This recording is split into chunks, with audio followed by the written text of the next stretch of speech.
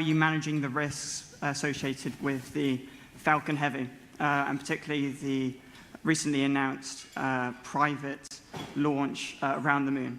Thank you for your time. Sure. So, first of all, I should say Falcon Heavy, that requires the simultaneous ignition of 27 Orbit-class engines. This is like, a lot that could go wrong there. And I encourage people to come down to the Cape and see the first Falcon Heavy mission. It's guaranteed to be exciting.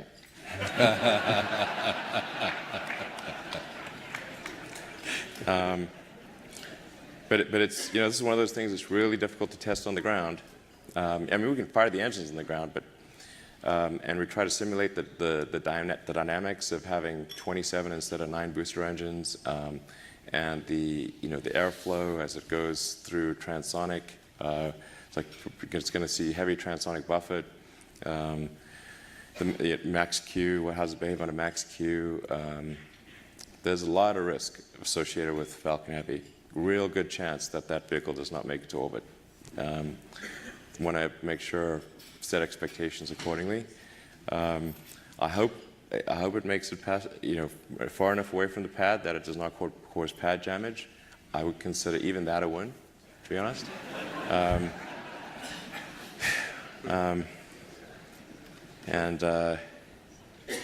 Yeah.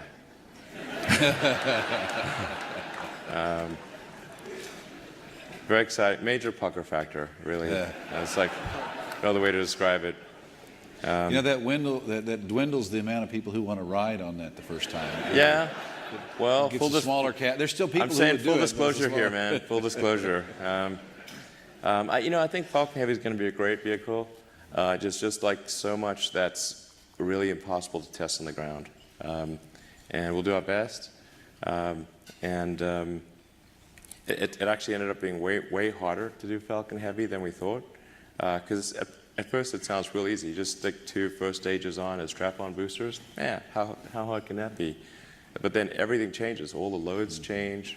Aerodynamics totally change. You've tripled the vibration and acoustics. So you sort of break the qual levels on so much of the hardware. The amount of load you're putting through that center core is crazy, because you got 2 super powerful boosters also shoving that center core, and it's like, so we had to redesign the whole center core airframe. It's not like the Falcon 9 because it's got to take so much load. Then you got the separation systems, right. It just ended up being really way more difficult than we originally thought. We were pretty naive about that.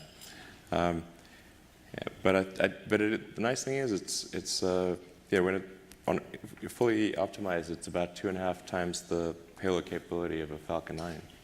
So it's well over 100,000 pounds to LEO payload capability. 50 tons, could even get up to a little higher than that if optimized.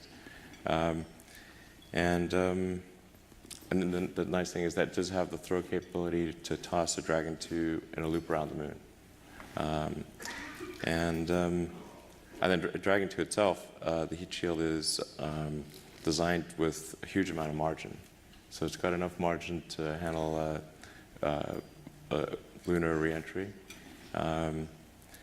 Particularly if we do initial velocity scrub, do sort of at least 1 pass to scrub velocity, then come in on the 2nd pass. But no question, whoever's on the first flight,